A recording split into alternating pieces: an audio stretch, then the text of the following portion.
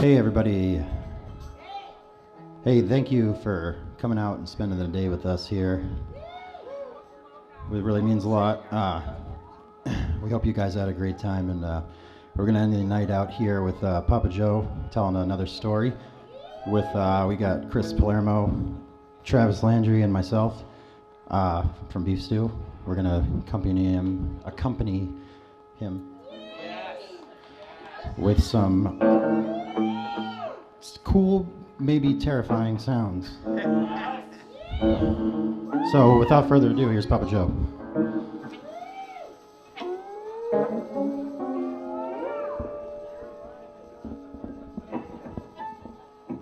So I was thinking we probably could start out with a little bit of Orphan.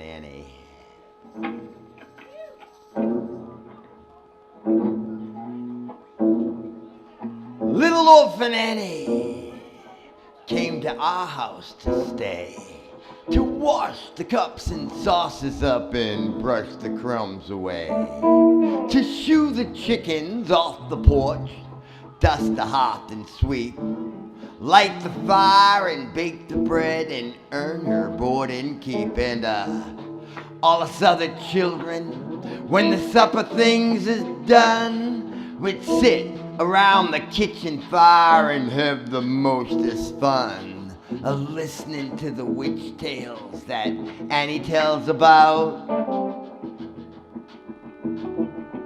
and the goblins that'll get you if you don't watch out. 'Cause once there was this little boy who never said his prayers, and when he went to bed one night away up the stairs, his mama heard him holler, his daddy heard him bawl, but when they turned the covers down, he wasn't there at all. And they seeked him in the rafter rooms, the cubby holes and press, and they seeked him up the chimney flue, everywhere I guess, but all they ever found was his pants turned inside out. And the goblins that'll get you if you don't watch out. And then there was this other girl, she always laughed and grinned. She was making fun of everyone, all her blood and kinnin'. Once when there was company and old folks was there, she mocked them and she shocked them and she said she didn't care all this. As she kicked up her heels and turned to run and hide, but there were two great big black things a-standing by her side, and they snatched her to the ceiling, for she knowed what she's about. And the goblins that'll get you if you don't watch out.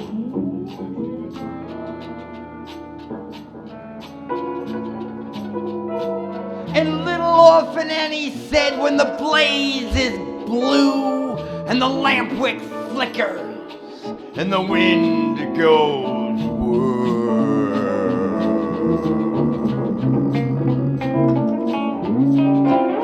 and you hear the crickets quit and the moon is gray and all the lightning bugs and dews all squished away, you'd better mind your parents and your teachers, fond and dear, and cherish them who loves you, dry an orphan's tear, and help the poor and needy ones what cluster all about.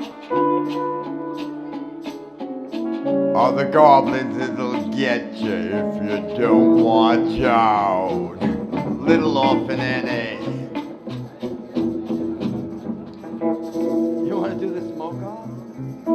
Yeah.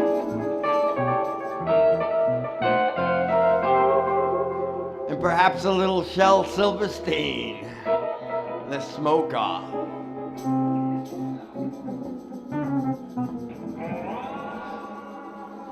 In that laid-back California town of sunny San Rafael lived a girl named Pearly Sweetcakes, You probably knew her well. She'd been high 15 of her 18 years, and her story was widely told how she could smoke 'em faster than anyone could roll. Her legend finally reached New York, that Grove Street walk-up flat, where dwelt the Calistoga Kid, a beatnik from the past. Now he'd been rolling joints since time began. Took a cultured toke and said, Jim, I can roll 'em faster than any chick can smoke. So a note gets sent to Sarah Fell for the championship of the world. The kid demands a smoke-off. Well, bring him on, said Pearl. I'll grind his fingers off his hands. He'll roll until he drops. Says Calistoga, I'll smoke that chick till she blows up and pops.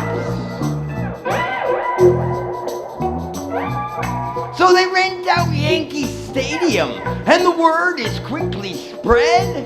Come one, come all, who walk or crawl, tickets just 2 lids ahead. And from every town and hamlet, across land and sea they speed. Why, it's the world's greatest dopers with the world's greatest weeds. Hashishers from Morocco, hemp smokers from Peru, and the Shasniks from the Benga who do that deadly poogaroo, and those who call it light of life, and those who call it boo. See the dealers and their ladies dressed in turquoise, lace and leather. See the narcos and the closet smokers puffing all together. From the teenies who smoke legal to the ones who've done some time, to the old man who smoked reefer back before it was a crime. And the age-old house that Ruth built is filled with the smokes and cries of 50,000 screaming heads all stoned out of their minds. And they play the national anthem, and the crowd lets out a roar as the spotlight strikes that Kid and Pearl, ready for their smoking war. At a table piled high with grass as high as a mountain peak, just tops and flowers of the finest buds, not one stem, branch, or seed. I mean Maui, Wowie, Panama Red, Acapulco Gold, came from East Afghanistan in that rare Alaskan cold. There's hash from Thailand, Ganya from the island, Bangkok bloomin' best, and some of that wet imported shit that capsized off Key West. Oxen tops and Kenya bungs and Riviera floors and that rare Manhattan silver that grows down in the New York sewers. And there's bubbling ice cold lemonade, sweet grapes by the bunches, Hershey bars and Oreos in case anyone gets the munches, and the Calistoga kitty smiles, Pearly, she just grins as the drums roll low and the crowd yells, go, go, go! And the world's first smoke-off begins.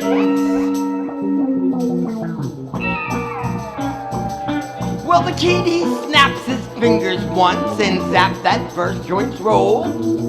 Pearl takes a hit with her famous lungs and that roach is cold. So the kid, he rolls his super bomb that would paralyze a moose.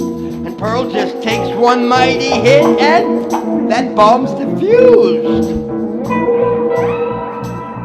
So the kitty rolls 3 in just 10 seconds. She smokes them up in 9. And everyone sits back and says, this might just take some time.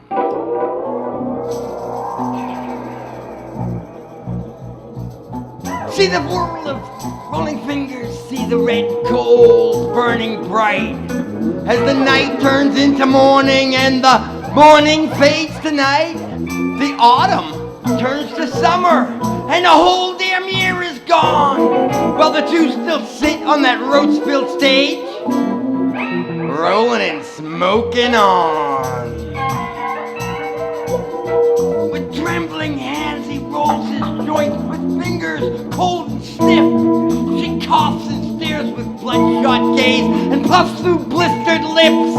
And as she reaches out her hand for another stick of gold, the kitty gasps, "Damn it, bitch, there's nothing left to roll." "Nothing left to roll," screamed Pearl. "Is this some twisted joke? I didn't come here to fuck around. I came here to smoke." And she reaches across the table and she grabs his bony sleeves and she crumbles his body between her hands like dry and brittle leaves, flicking out his teeth and bones like useless stems and seeds.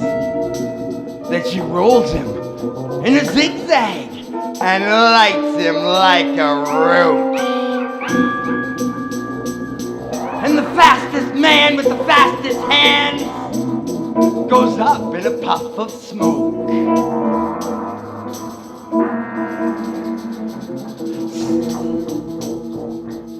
In that laid-back California town of sunny San Rafael lived a girl named Pearly Sweetcake. You probably knew her well. She'd been high 21 of her 24 years, and her story is still widely told. How she can still smoke 'em faster than any dude can roll. Meanwhile, in New York City, on a street that has no name, there's the hands of the Calistoga Kid in the Viper Hall of Fame. And underneath those fingers, there's a little golden scroll that says, "Beware of being the roller when there's nothing left to roll." Uncle Shelby's the smoker. And BeefStu.